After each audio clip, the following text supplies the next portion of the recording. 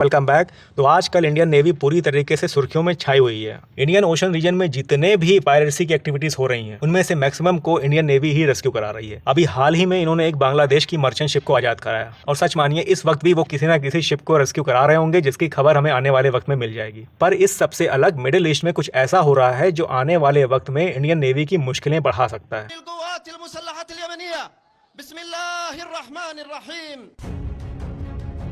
They want to stop trade altogether and extend their operations all the way to the Indian Ocean. जी हाँ, अब Houthi rebels उन ships को भी target करेंगे जो इंडियन ओशन रीजन में सेल करती हैं। देखिए 6 महीने पहले 7 अक्टूबर को जब इजराइल और हमास के बीच युद्ध शुरू हुआ था, तब ये Yemen based Houthi rebels solidarity दिखाते हुए हमास के सपोर्ट में उतर आए थे।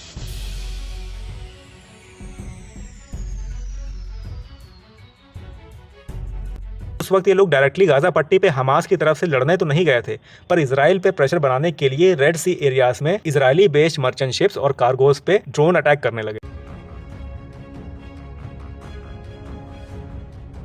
अब देखिए, cargo ships usually European countries जैसे यूएस, यूके, फ्रांस और जर्मनी से आते हैं, इसलिए जब इन पे अटैक होता है तो इजराइल का नुकसान भले ना हो, पर इन यूरोपियन कंट्रीज का नुकसान सबसे ज्यादा होता है। इसलिए आपने सुना होगा कि इन शिप्स को डिफेंड करने के लिए यूएस और यूके ने मिलकर हूती रिबल्स के ठिकानों पे एयर स्ट्राइक्स करनी शुरू कर दी थी, ये सोचते हुए कि इससे हूती डर जाएंगे और पीछे हट जाएंगे। Escalation of violence in the Middle East. Tonight, the U.S. and British militaries bombed more than a dozen sites in Yemen using Tomahawk missiles and fighter jets. The targets include logistical hubs for the Iranian-backed Houthi rebels. पर डरना तो दूर, इन लोगों ने attack की intensity को और बढ़ा दिया। मर्चेंट शिप्स तो छोड़िए, अब इन्होंने यूएस नेवी के डिस्ट्रॉयर्स पे डायरेक्टली अटैक करना शुरू कर दिया है। लेकिन फिर भी इस सब के बावजूद इजराइल पे कोई असर नहीं पड़ रहा है और इजराइल आने वाले वक्त में गाजा पट्टी के शहर रफा पे अपने अटैक को बढ़ाने वाला है। और अब इसलिए इन हूती रिबल्स ने ये ऐलान किया है कि ये ना केवल रेड सी एरियाज में बल्कि पूरे इंडियन ओशंस में हर उस शिप पे अटैक करेंगे जो इजराइल से कनेक्टेड होगी। अब आप सोच रहे होंगे कि ऐसा क्यों, कि अगर कोई शिप यूएस से आ रही है और इजराइल जा रही है तो वो इंडियन ओशन में क्या करने आएगी।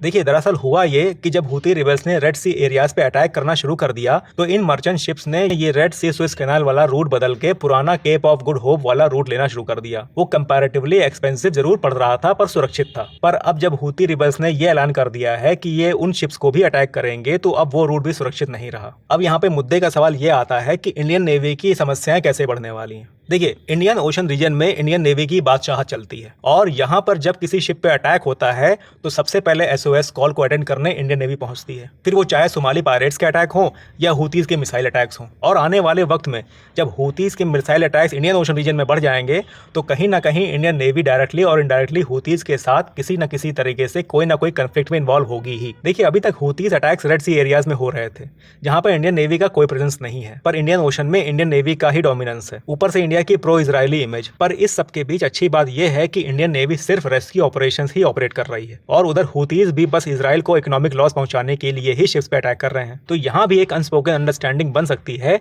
कि ठीक है भाई, तुम्हारे शिप्स के मिसाइल अटैक के रास्ते में हम नहीं आएंगे और हमारे रेस्क्यू ऑपरेशंस के बीच में तुम मत आना। खैर, इंडियन गवर्नमेंट की क्या स्ट्रेटेजी होगी, क्या कोर्स ऑफ एक्शन होगा, ये हम और आप यहाँ यूट्यूब पे बैठकर नहीं बना सकते। वो काम तो दिल्ली के साउथ ब्लॉक पे ही छोड़ देना चाहिए। हम आप तो यहाँ बस ये उम्मीद कर सकते हैं कि कोई मेजर एस्केलेशन ना हो और इसी उम्मीद के साथ जल्दी ही मिलते हैं किसी और चर्चा पे। तब तक के लिए जय हिंद।